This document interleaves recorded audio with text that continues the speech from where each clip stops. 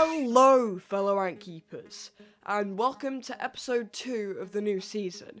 Today, moving my Lasius niger colony from their Ancestralia setup to a tubs and tubes setup.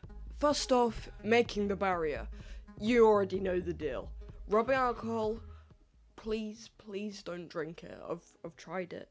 It isn't very nice. It made me feel a little woo, but it was not very nice. Then some baby pow pow. I've made too much. Way too much. I'll pour some off into a smaller container. I couldn't find my brush, so I just smeared it on with my finger. Now, why am I moving this colony into a tubs and tubes setup in the first place? Well, that's actually quite simple. The setup that they're currently in is quite dirty, and our world has no barrier. That way, if I open the lid to try and clean, too many workers escape for me to do a proper cleaning.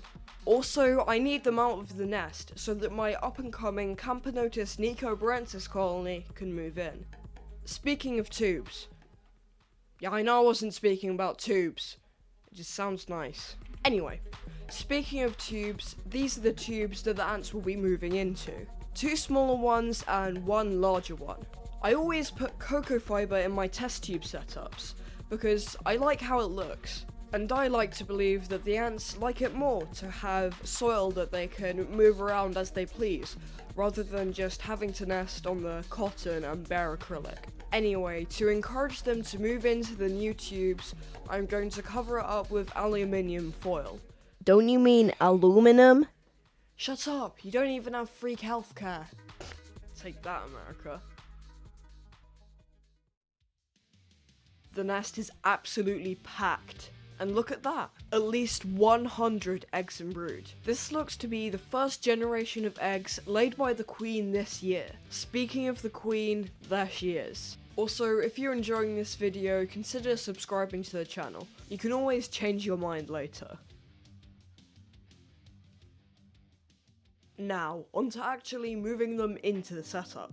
I will simply put the new setup inside the old setup. Then I will open the outboard lid and unplug the nest. Easy, no fancy tubing or connectors needed. I will fixate a light over their nest in order to encourage them to move out. The nest exit is fairly close to the openings for all of the tubes, so they shouldn't have too much trouble finding them. Half an hour later and the workers haven't really budged. Plenty of workers are exploring, however, so let's go ahead and give them some sugar water. Remember, when making sugar water, maintain a ratio of 1 part sugar to 3 parts water. The reason I'm feeding them is that it can persuade the colony that the new lands are a good place to live, because of the food that they found, encouraging them to move in quicker. An hour later, and again, there isn't too much change in the number of workers and eggs in the nest. However, the queen has moved out. In most movings, the queen stubbornly moves last. But I guess in this moving, the workers are the stubborn ones. I don't blame them. Over 2 years of "this is our nest" pheromones probably make it quite hard to leave. I remember that moving this colony from their test tube to the Ancestralia nest was also a very long and arduous process. The queen has already moved and the eggs are all on the base of the acrylic, so I guess there will be no harm in...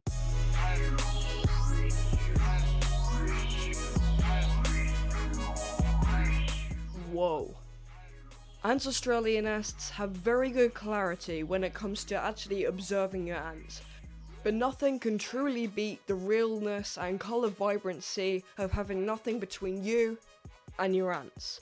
I fed the colony a few darkling beetles, but along with the sugar water, they didn't really touch it. I think the colony is fully focused on moving at the moment. 12 hours later and the colony was all moved into the new setup. They were equally dispersed between the tubes. If one of these nests was compromised by a rival colony or a larger predator, the entire colony would not be lost. Not putting all of your eggs in one basket, or at least one tube. Now that the ants have moved out, I can start cleaning the nests for use with my Camponotus nicobarensis colony. What, you want me to show you how to thoroughly clean Ancestralia nests? How about this? I make a full tutorial on it next episode. Knowing your upload schedule, that will be in like a year. Actually, from last week onward, I have started weekly uploads. So, if you want to see the Nest cleaning tutorial, or the Camper Notice Nico Brentz's moving video the week after that, make sure to subscribe to the channel. If you enjoyed this video or you learned something, drop a like. If you didn't, then don't. And I will see you in the next episode.